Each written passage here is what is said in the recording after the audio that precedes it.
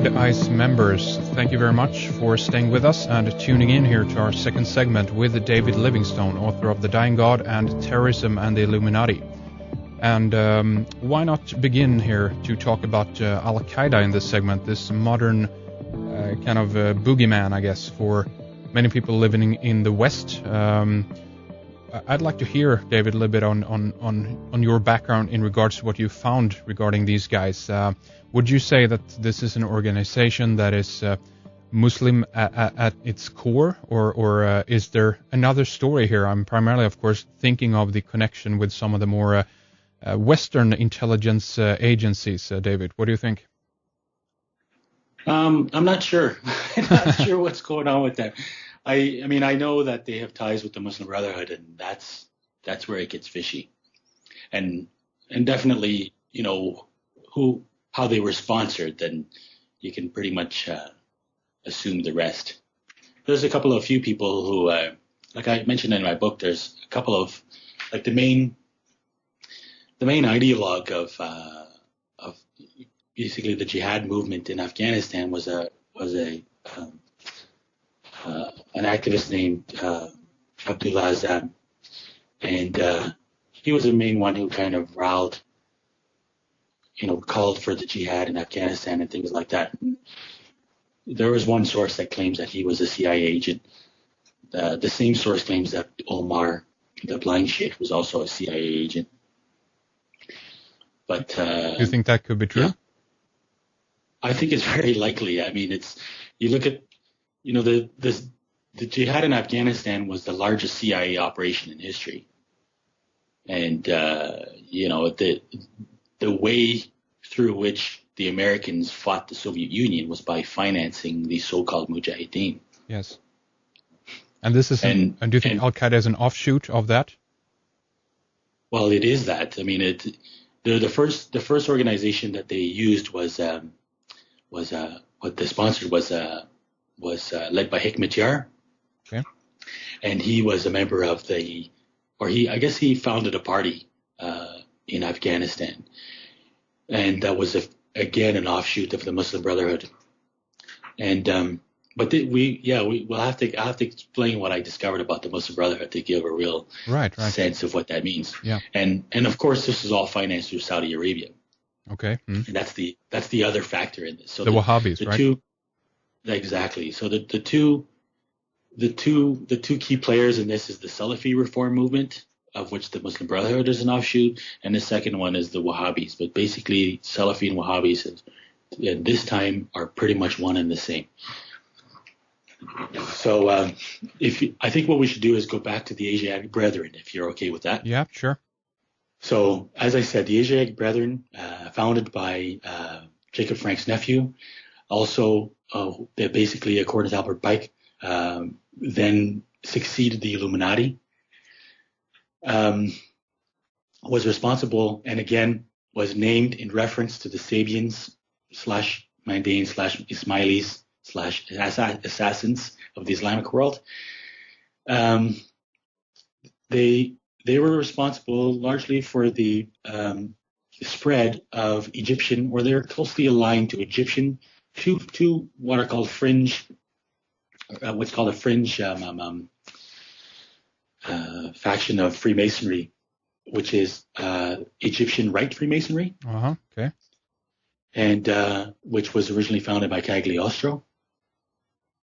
And the other offshoot was the English Rosicrucians.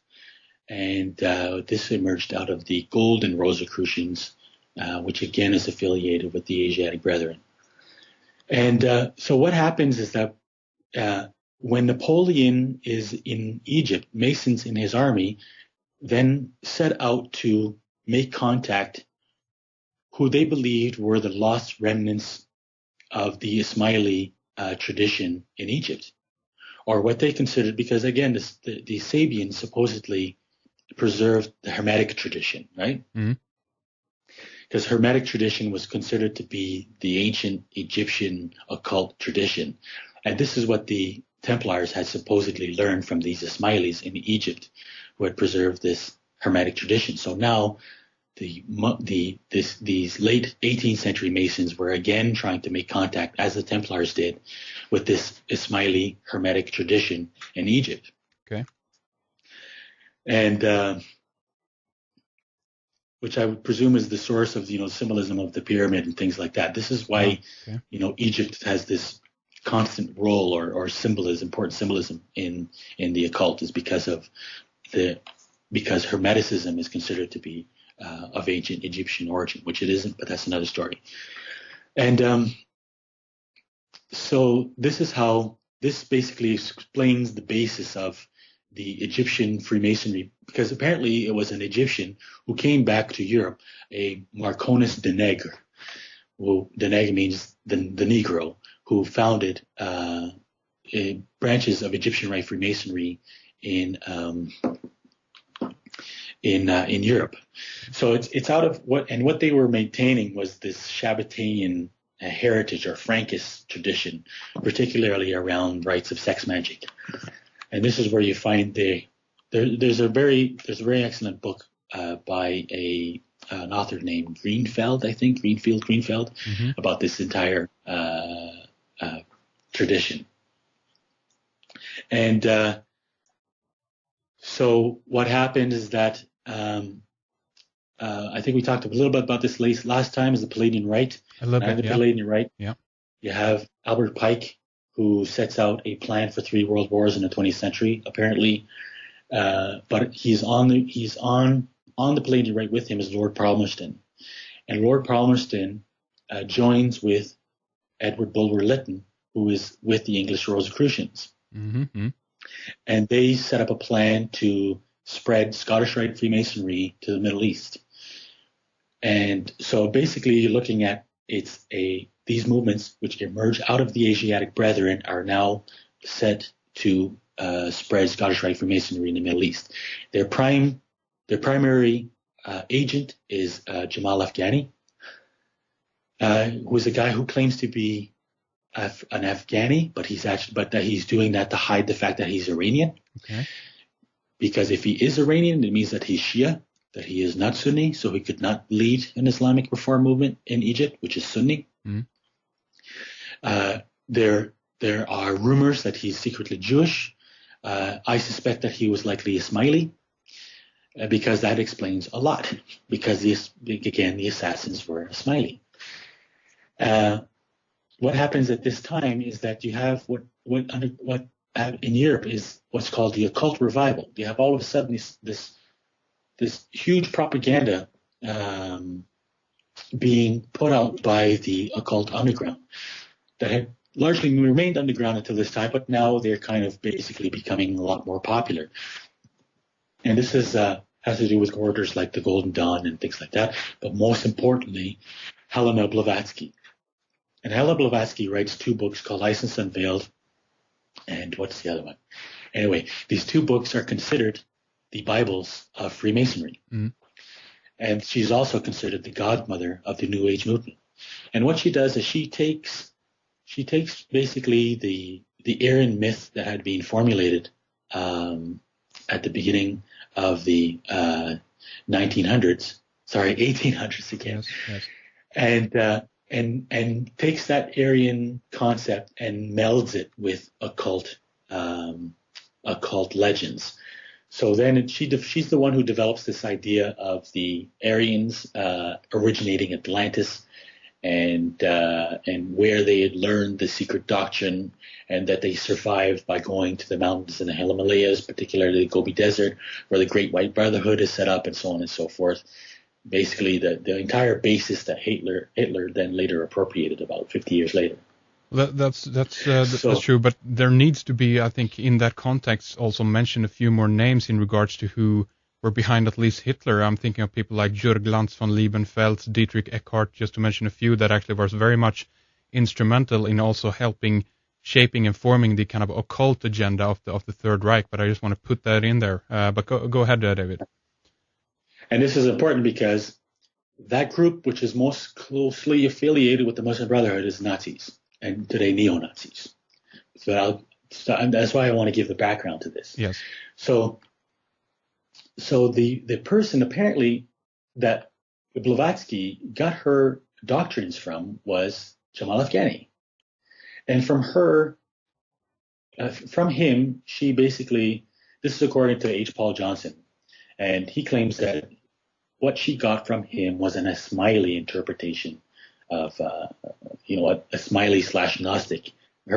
This is where she got the source of her Ismaili / Gnostic doctrines. Mm-hmm. And so that's just the beginning of it. It also seems that they travel together regularly to India. And what he's doing when he goes to India is that he's first of all, he's posing as a preacher for the Baha'i movement, which is another offshoot, which is very interesting. Yeah, I know. And then, yeah. And then he's also visiting the Aga Khan, because this is a period after which the Aga Khan had moved from Iran and set up, established himself in India. So very firmly bases Afghani in the Ismaili, this entire occult movement in the Ismaili tradition.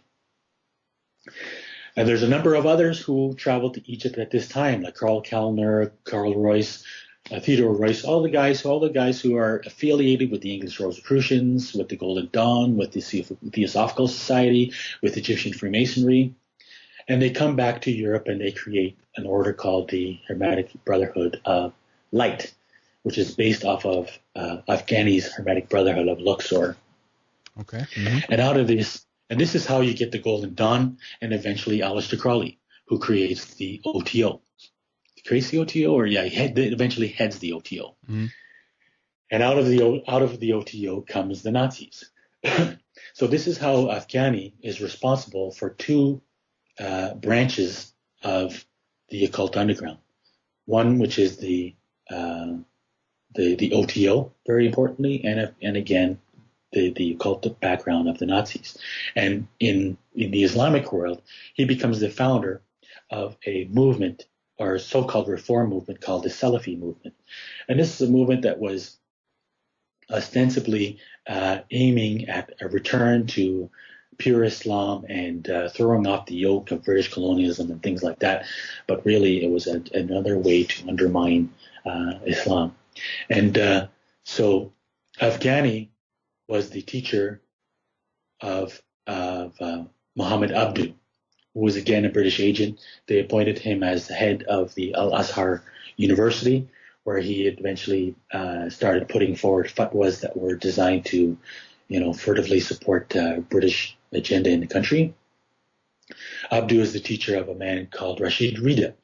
And Rashid Rida is the first one to establish ties with Saudi Arabia. And we can get back to that in a second. Okay. Because it's key. And Rashid Rida was the teacher of Hassan al-Banna. Oh. And Hassan al-Banna is the one who founds the Muslim Brotherhood. Right. And he founds the Muslim, this is what was discovered by John Loftus. And John Loftus is basically a Nazi hunter.